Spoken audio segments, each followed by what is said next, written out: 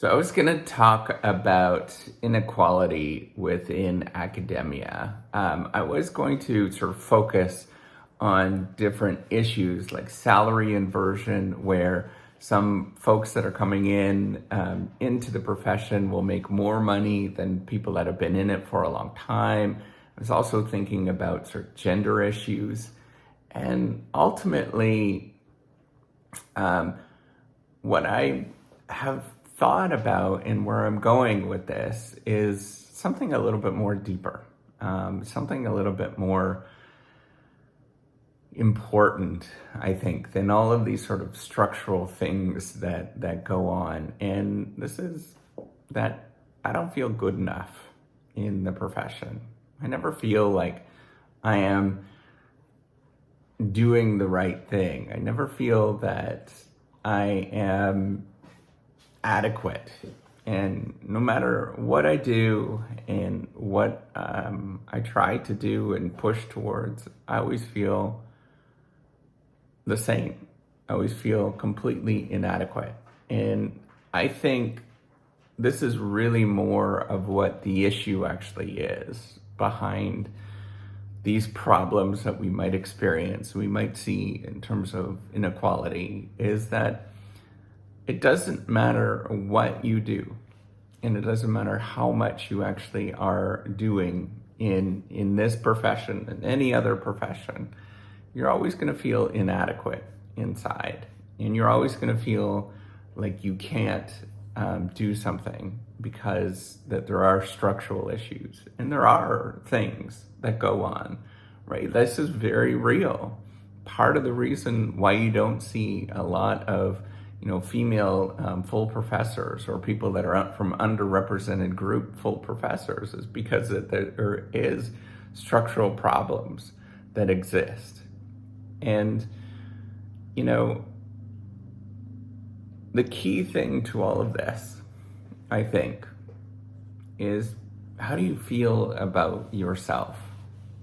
And I don't know, I don't think I can sort of solve the problem for you. I can't solve the problem for me. I'm always going to feel inadequate. I'm always going to feel not good about who I am inside in terms of what I've done and what I've accomplished. And I've sort of accomplished and checked off a bunch of different boxes in my career and what I've done.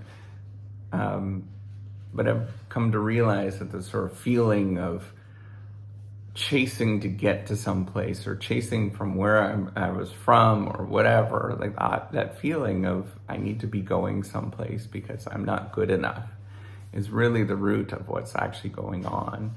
And then the feeling of I'm not good enough is really the reason why I pass over opportunities, for example, or opportunities don't come my way. It's because other people might perceive me as not good enough. And this is the real challenging thing that I have to deal with and struggle with and grapple with is who am I to know what is the right thing to do? And, I think about this of, wait a minute, I really don't know. And this is the sort of challenging thing. I don't know what the right answers are. I know that there's things that are not really working out in the world, but I don't know what to do. And I thought maybe I can actually change the world by doing entrepreneurship and doing this whole reciprocity project by creating some sort of software platform that made it easier for people from underrepresented groups or people that were just like me, struggling with writing, with different learning disabilities and things like that. They're really struggling with it. I thought I'd even the playing field, but you know what? The rest of the world does not care, right? And you have to come to terms with that it's really nothing that you can change with the rest of the world. It's really nothing that's going on with them, that there's fundamental flaws in the system, but good luck trying to change that system. The only thing that you can really change, and this has been the really interesting thing for me to deal with, and you probably have seen this, is that time after time after time of butting against a wall that, whether it exists or doesn't exist, it kind of wears on you, and you start thinking about, like, what am I doing here? And then when you sort of realize this, that there's not really an answer in terms of what you're doing here, then you start to reflect and think about, hey, maybe it's me that needs to change, and realize that I can't change the world. I can't do any of that kind of stuff. But what I can change is how I perceive myself, and keep working on that. And I thought, what's more important, to let other people know that I need to change who I am before I can actually start changing everybody else.